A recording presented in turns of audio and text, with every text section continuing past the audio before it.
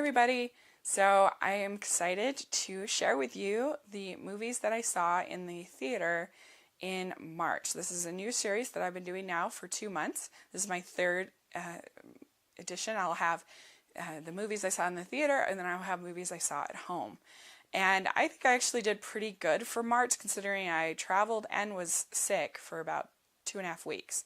So I'm pretty proud of myself for going to as many movies in the theater as I did. And the reason why I'm able to go to so many movies in the theater is I have what's called the Movie Pass.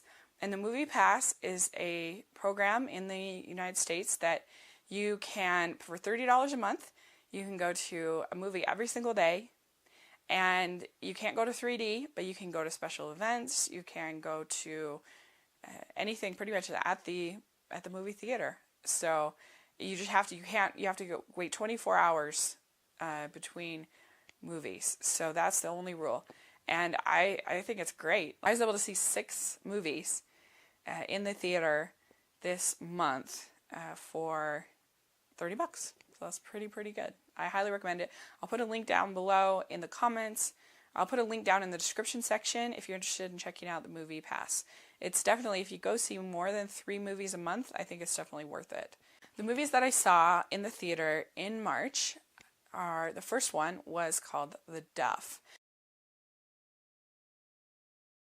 And The Duff is a high school teenage movie starring Mae Whitman about a phenomenon called the Duff, which is the designated ugly fat friend.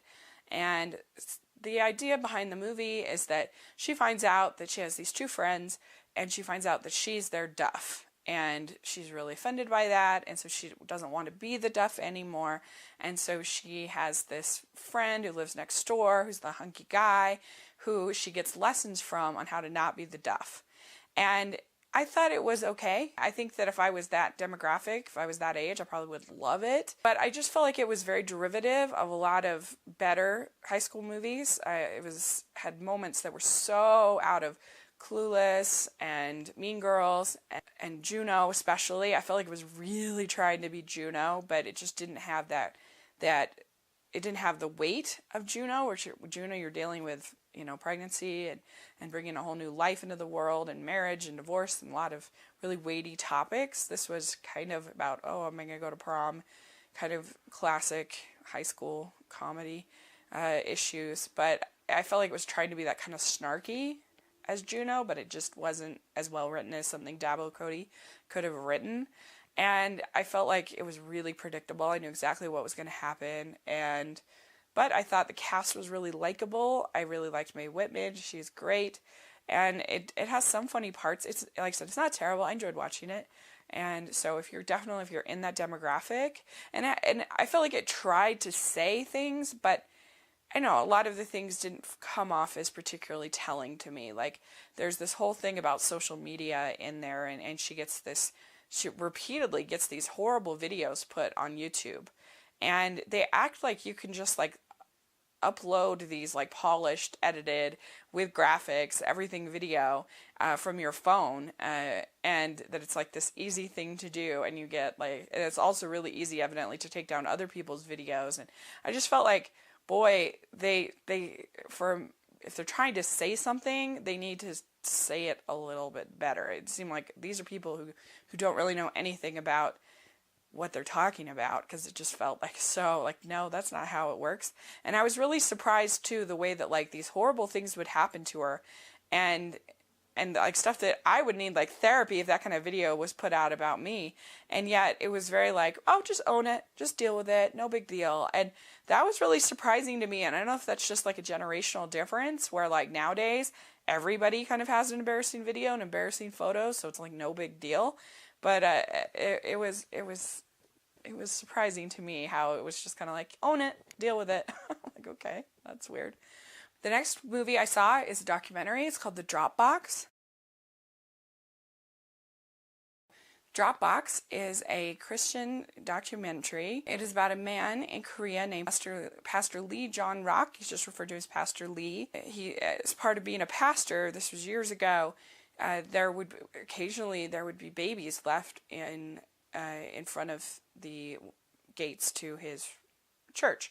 And he was so concerned about this that he set up this drop box so that people, instead of killing their babies or leaving them out in the cold, could have an emergency place for them to go. And there, at the drop box, he literally basically sits there every night, all night, waiting for, there's a little bell that goes, and when the bell is rings, then he knows that there's a baby there that has left. And he said that it was only the 8th of that month, and they had a baby every single day. So that just blew me away. And the letters that come with the babies, a lot of them are special needs, and it was brutal, but it was really amazing. These people are so amazing what they're able to do. And they actually they've adopted, I think it was 13 or 14 of these kids, and how wonderful and lovely. A lot of these kids were given individual segments where you got to know them a little bit, and they were just lovely.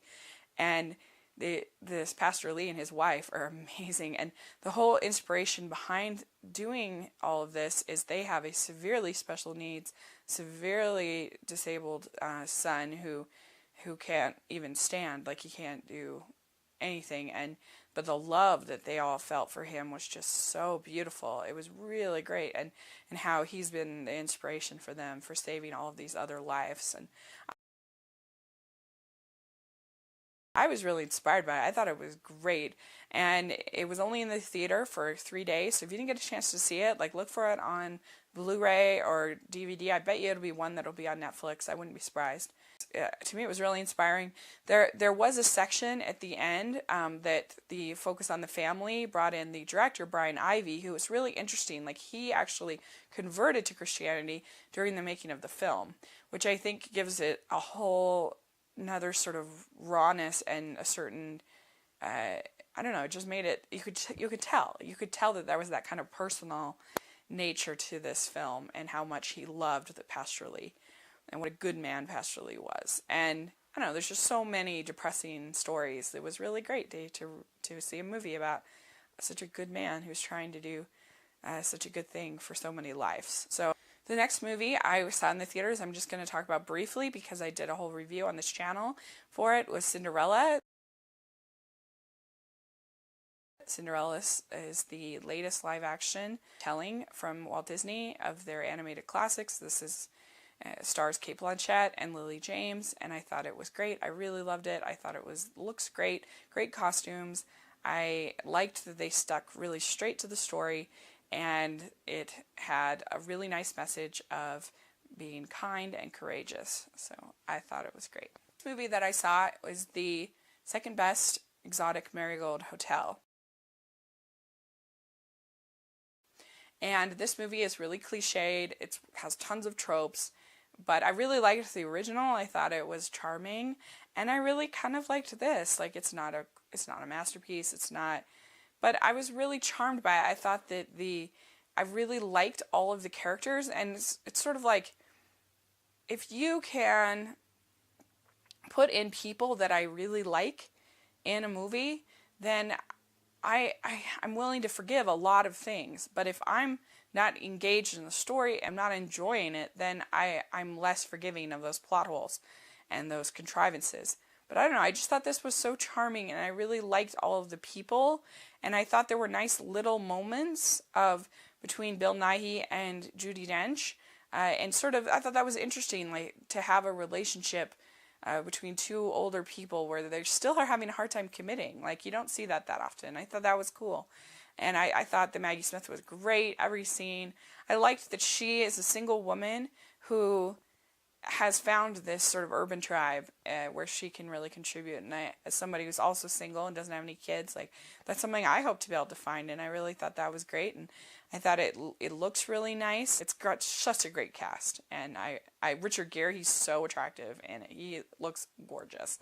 And he was really charming in it. And I thought it was fun. What can I say? And then the last movie that I saw in theaters is called Do You Believe? And this is a Christian film by PureFlix, who made God's Not Dead last year, which I also liked. I'm in one of the minority as far as God's Not Dead, because I really related to that story because I had had a similar experience in college where I was faith shamed, and a college professor tried to convince me that I was so foolish for believing in God. And so it was something that I really responded to, and I thought I responded to, had a similar experience with Do You Believe, where there's all these different characters who have to ask the question, do you believe? And what does that mean in your life? And I thought it was moving. It's not perfect. I thought that the African American characters were very cliched, and that was sort of unfortunate. But I liked the Mira Savina character and her daughter. I thought that was really good.